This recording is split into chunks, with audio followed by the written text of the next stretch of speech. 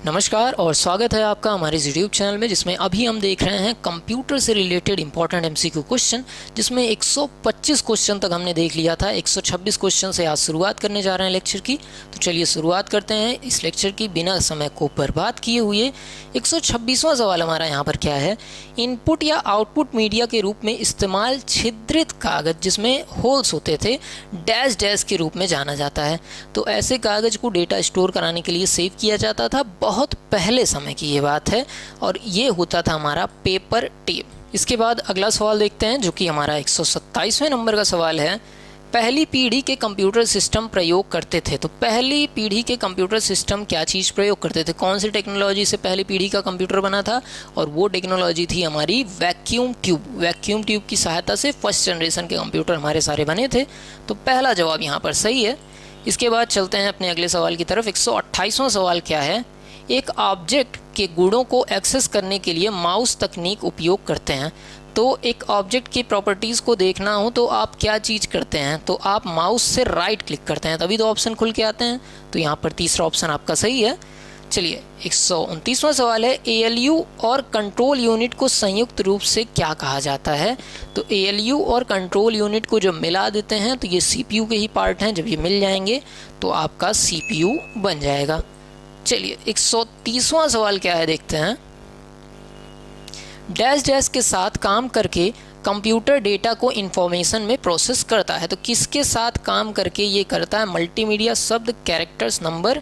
तो यहाँ पर कैरेक्टर्स आपका सही जवाब है। तीसरा ऑप्शन आपका सही है। यहाँ पर बहुत ही आसान सवाल है, देखिए अगर एक बार देख भी लेते हैं तो आपको याद ही रहेगा। ये कोबोल का पूर्ण रूप क्या है, तो बताइए कोबोल का जो फुल फॉर्म है वो क्या है, वो है कॉमन बिजनेस ओरिएंटेड लैंग्वेज। यहाँ पर आपका पहला ऑप्शन ही सही है, कोबोल का फुल फॉर्म। इसके बाद हमारा अगला सवाल है, अस्थायी रूप से डेटा स्टोर करता है और कंट्रोल यूनिट द्वारा निर्देशित करने पर इसे पास करता है। तो इस चीज़ को क्या कहते हैं, जो अस्थायी रूप से डेटा को स्टोर करता है और यहाँ पर क्या कहा गया है, कंट्रोल यूनिट द्वारा निर्देशित करने पर CPU जब कहता है तो उसे पास करता है, तो वो हमारा रजिस्टर होता है। दूसरा ऑप्शन यहाँ पर सही है आपका। इसके बाद बढ़ रहे हैं 134वें नंबर के सवाल पे। रेड का पूर्ण रूप क्या है, तो रेड का जो फुल फॉर्म होता है वो होता है रेडिडेंट एरे ऑफ इनएक्सपेंसिव डिस्क। यहाँ पर फुल फॉर्म है। चौथा ऑप्शन आपका सही है। इसके बाद अगले सवाल पे चढ़ते हैं। हमारा अगला सवाल क्या है, 135वां सवाल, सबसे छोटी मेमोरी आकार का चयन करें। तो इनमें से सबसे छोटी मेमोरी क्या है, टेराबाइट, गीगाबाइट, किलोबाइट, मेगाबाइट। तो सबसे छोटी मेमोरी कौन सी है, सबसे छोटी मेमोरी आपकी यहाँ पर किलोबाइट है। दी गई ऑप्शन में से जितने ऑप्शन दिए हैं उसमें से सबसे छोटी यूनिट क्या है, किलोबाइट आपकी है। तीसरा ऑप्शन आपका सही है। इसके बाद बढ़ते हैं अपने 136वें सवाल पे। अधिकांश माइक्रोसॉफ्ट प्रोग्राम में अल्टरनेट F4 क्या करती है।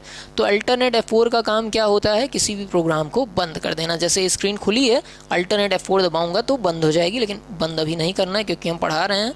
तो ये देखिए प्रोग्राम को बंद करता है। यहाँ पर पहला ही ऑप्शन आपका सही है।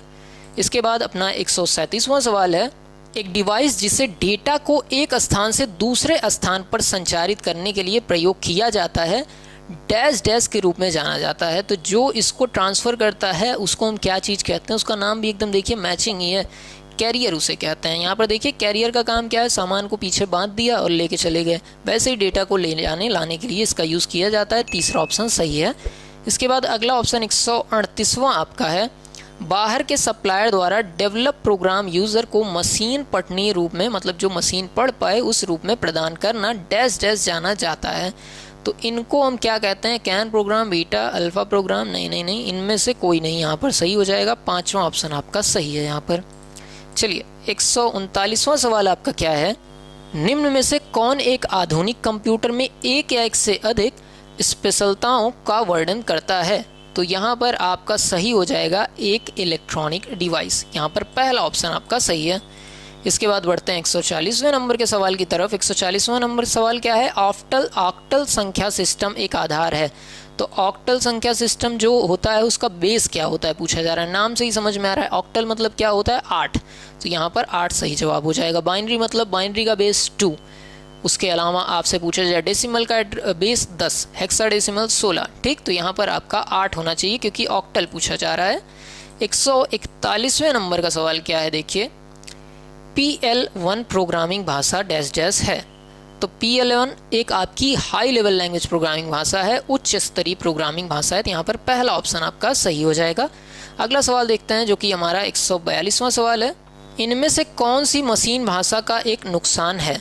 तो मशीन भाषा का एक नुकसान क्या है? देखिए यहाँ पर धीमा एग्जीक्यूशन मशीन नहीं, ठीक है। देखिए मशीन भाषा का एक नुकसान क्या है, वो मशीन डिपेंडेंट होती है, तो यहाँ पर आपको मशीन आश्रित पे टिक कर देना है। यहाँ पर पहला ऑप्शन आपका सही है। बाकी मशीन भाषा अगर आप कंप्यूटर के तौर पे देखें तो वो काफ़ी तेज़ प्रोसेस होती है, तो कंप्यूटर के लिए तो फ़ायदा है, लेकिन आप उस पर जो है कुछ समझ नहीं पाएंगे या अधिकतर चीज़ समझ नहीं पाएंगे।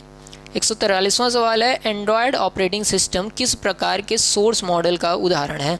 तो एंड्रॉयड ऑपरेटिंग सिस्टम जो आपका है vertical marketing, open source, horizontal software, shareware या इनमें से कोई नहीं, तो ओपन सोर्स का उदाहरण है। यहाँ पर दूसरा ऑप्शन आपका सही है कि ये मुफ्त में सबके लिए अवेलेबल है। इसके बाद 144वां सवाल है, आप टैब कुंजी को डैश डैश के लिए उपयोग कर सकते हैं। तो टैब कुंजी का उपयोग किस लिए किया जाता है? स्क्रीन भर में कर्सर को ले जाने के लिए नहीं। पैराग्राफ इंडेंट यहाँ पर सही है, ठीक, दूसरा ऑप्शन सही है। पैराग्राफ इंडेंट टैब दबाइए तो 7 स्पेस आपका छूट जाता है, या पैराग्राफ इंडेंट कह सकते हैं, हो जाता है। इसके बाद 145वां सवाल है, कौन सी प्रोसेस कंप्यूटर उपकरण और ऑपरेटिंग सिस्टम ठीक से जुड़े हुए हैं सुनिश्चित करने के लिए जाँच करती है? तो ये प्रोसेस आपकी क्या होती है, जो दोनों जुड़े हुए हैं, तो सिस्टम जब बूट होता है तब ये चीज चेक होती है, और इस प्रोसेस को हम क्या कहते हैं? बूटिंग कहते हैं। यहाँ पर पहला ऑप्शन आपका एकदम से सही है। चलिए बढ़ते हैं अपने अगले सवाल की तरफ जो कि है 146वां सवाल, एक हार्डवेयर उपकरण और एक कंप्यूटर फंक्शन के बीच सही मेल क्या है? तो दोनों के बीच में जो सही मेल है, फिर से एक बार देखते हैं, एक हार्डवेयर उपकरण और एक कंप्यूटर फंक्शन के बीच सही मेल क्या है? तो सही मेल आपका क्या होता है? देखिए monitor input, mouse input, CPU storage, hard disk, तो यहाँ पर माउस इनपुट आपका सही जवाब हो जाएगा, दूसरा ऑप्शन आपका सही है यहाँ पर। चलिए 147वां सवाल है आपका, दो या अधिक डिवाइसों द्वारा मल्टीमीडिया और इनके पाथ की साझेदारी को डैश डैश कहा जाता है। तो दो या अधिक डिवाइसों के द्वारा मल्टीमीडिया और इसके पाथ की साझेदारी को यहाँ पर क्या कहा जाता है? मल्टीप्लेक्सिंग। यहाँ पर चौथा ऑप्शन आपका सही है। इसके बाद 148वां सवाल है, इंटरनेट पर सर्वर के रूप में भी जाना जाता है। तो सर्वर के भी रूप में जाना जाता है, इस चीज़ को हम क्या कहते हैं? इस चीज़ को हम यहाँ पर repeater, host, gateway, and gate, तो उसको हम होस्ट कहते हैं। यहाँ पर दूसरा ऑप्शन आपका सही है। इसके बाद बढ़ते हैं अपने 150वें सवाल की तरफ, 149वें सवाल की तरफ। डेटाबेस मैनेजमेंट सिस्टम, जिसे आप DBMS शॉर्ट फॉर्म में कहते हैं, एक डैश डैश है। तो डेटाबेस मैनेजमेंट सिस्टम डेटाबेस बनाने, मेंटेन करने और नियंत्रित एक्सेस प्रदान करने के लिए एक हार्डवेयर सिस्टम है। इसके अलावा देखिए यहाँ पर फिर नीचे जाते हैं, देखते हैं और ऑप्शन क्या है। तो यहाँ पर सभी में देखिए हार्डवेयर है, यहाँ पर सॉफ्टवेयर है। डाटाबेस मेंटेन करने और अनियंत्रित एक्सेस गलत है, और यहाँ पर देखिए डेटाबेस बनाने, मेंटेन करने और नियंत्रित एक्सेस प्रदान करने। तो चलिए ये हमारा चौथा ऑप्शन यहाँ पर एकदम से सही हो जाता है, ठीक, क्योंकि यहाँ पर देखिए सॉफ्टवेयर है पहली चीज़, तो हार्डवेयर तो DBMS है नहीं, तो हार्डवेयर वाले तो सारे गलत हो गए, और नियंत्रित एक्सेस देता है, यहाँ पर अनियंत्रित था, तो इसलिए ये गलत हो गया और ये हमारा चौथा ऑप्शन सही हो गया। अगला सवाल देखते हैं 150वां सवाल, निम्न में से कौन सा कनेक्टिविटी का एक उदाहरण है? तो कनेक्टिविटी आपकी देखिए क्या होती है, तो इंटरनेट ही आपकी कनेक्टिविटी है, आप हमसे जुड़े हुए हैं, इससे अच्छा एग्जाम्पल क्या ही हो सकता है? तो कनेक्टिविटी का उदाहरण इंटरनेट है। तो ये आज के हमारे 25 सवाल जो हमने डिस्कस किए, जो आपके हर सरकारी एग्जाम में आ सकते हैं। कोशिश की आपको अच्छे से क्वेश्चन को एक्सप्लेन करूं, समझाऊं। अगर आपको हमारा ये प्रयास पसंद आया हो तो वीडियो को लाइक कर दीजिएगा, चैनल को सब्सक्राइब ज़रूर कर दीजिएगा। मिलते हैं अगले लेक्चर में, तब तक के लिए नमस्कार, जय हिंद।